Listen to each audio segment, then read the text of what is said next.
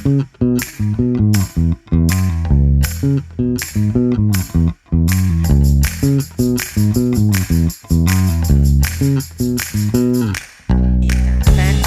大家好，欢迎来到我的频道。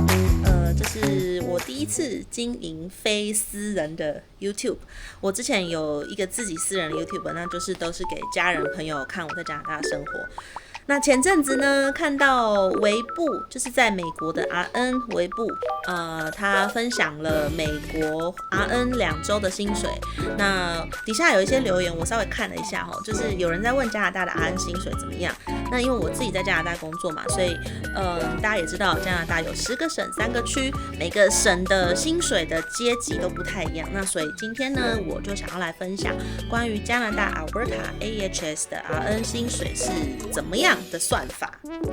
那在加拿大的 RN 呢，因为每个省的薪水阶级都不太一样，所以呢，我会建议大家可以上那个就是该学会的网站去搜寻他们的薪水阶级，这些东西都是公开透明的。像如果我们在 Alberta 的话，你就可以上去他的工会叫 UNA。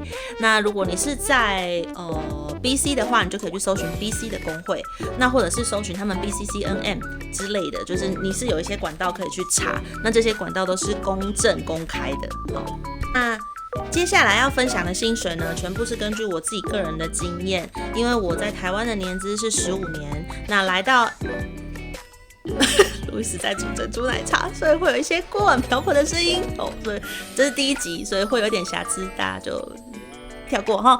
那因为在我个人呢，就是 AHS 里面的系统里面，他们是把我的薪水是认到最高级，是因为我在台湾有15年的工作经验，那他们这边最高是认10年，所以我其实一来呢，就是他们最顶标的薪水。那最低的话，我记得2024年大调薪之后，我们最新就是应届毕业生的薪水起薪从39点多块变成40还41，所以它其实是有一些幅度的调整。那接下来每4年呢，就是它这个协议是4年一次，所以这4年每1年都会再调薪，所以我原本最高的薪水是60.21的加币1个小时。那后来因为每1年都会调薪嘛，所以我最近的薪水又比刚开始来的时候又多了3块钱还4块钱。对，那因为我最近在放休养假，所以我好一阵子没有领到我的那个 AHS 来的薪水，我都是领保险。那等到我就是下一期我回去工作之后呢，我可以再跟大家分享就是我的薪水。加拿大的薪水算法呢，我是指 RN 的部分RN 的薪水是2个礼拜结算一次，所以也就是说，如果我上7月的第1周跟第2周，我要到第4周才会领到我1、2周的薪水。那以此类推，你3、4周的工作时数的薪水，你会等到8月的第2周才会领到薪水。就是你工作2个礼拜，然后中间空1个礼拜的下一个礼拜就是发薪日。那2个礼拜领1次薪水，我觉得还不错，因为我觉得比较好规划，就是比你领月薪来讲会比较好规划这样。好，那话不多说，我们来看实际在9月份的那2周我到底赚了多少钱。那首先呢，我的时薪底薪是60块加币，大概60点多。那因为它有加上 BSN 的那个学历认证，所以工会呢就把我加了1点多块，所以时薪60点多的话，大概换算成台币约莫是1200到1300，就是根据汇率不同会有浮动。那我们就算1300好了。那税前的数字呢？因为我那2个礼拜疯狂的加班。等一下会跟大家讲说我到底上了多少班。2个礼拜税前总共是7800多块加币，7800多块加币等于台币的17万6左右。那一样就是根据汇率浮动会有不同嘛。那先不要急着羡慕我因为加拿大的税很狠，他在剥你的皮的时候是不手软的。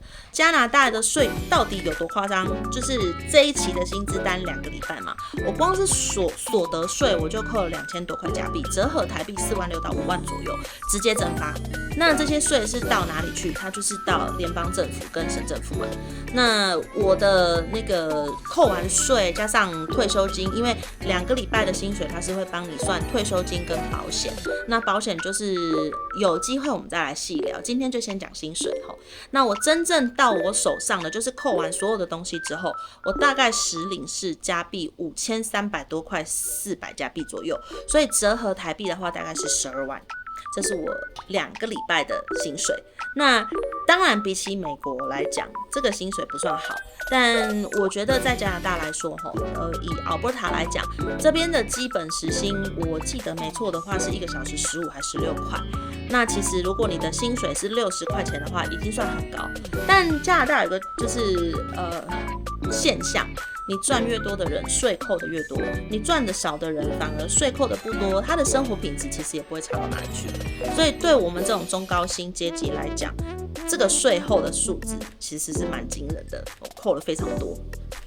所以综合下来呢，我在9月的这2周，我除了加班之外，然后有一些就是overtime。那个 overtime 不是我真的去捡了加班来上，而是我就是该去休息、该去 break 的时间没有办法去 break， 因为太忙。所以如果我 miss break 一天12小时的班嘛，那实际发薪水是11.08个小时，剩下的那些时间都是你的休息时间。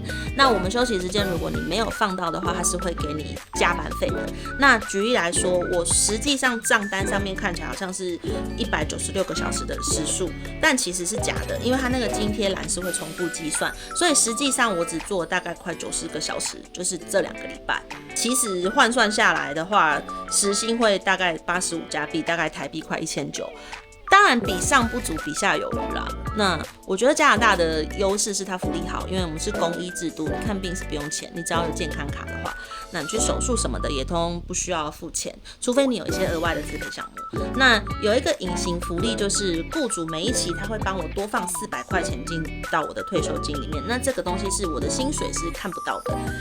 那老实讲说，其实那2个礼拜不是常态，因为其实身体没有办法就是吃得消这么重的时数，所以其实我自己的 baseline 就是1个礼拜大概是30个小时，所以2个礼拜就是60小时起跳。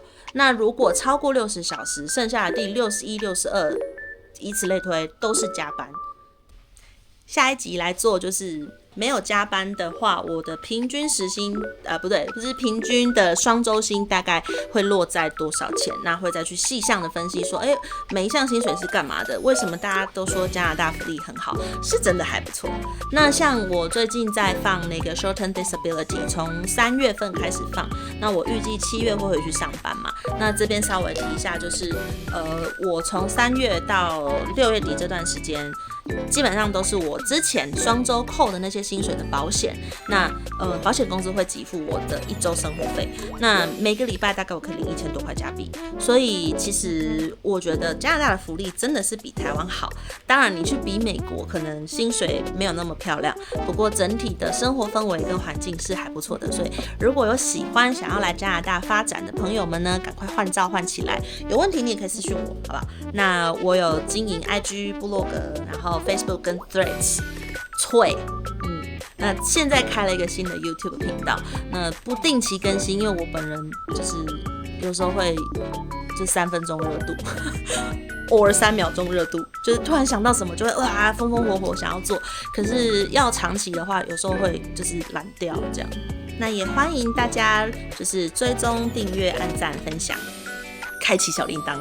如果你觉得这支影片对你来讲有一点小帮助的话，那如果你身边正在走上加拿大 RN 这条路的人，也欢迎就是在底下留言告诉我，然后告诉我你想知道什么事情，好吗？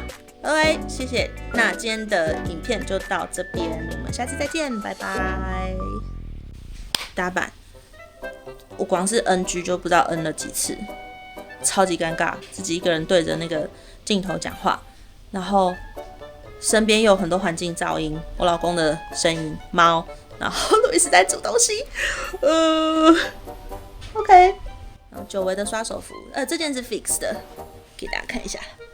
Fix 的刷手服，我那时候买了这个，就是有口袋的，但我后来觉得呢，就是有口袋的它不好扎衣服扎进去，然后我就觉得反正我里面也不会放东西，所以就有点多余。我后来之后买的刷手服都是没有口袋的。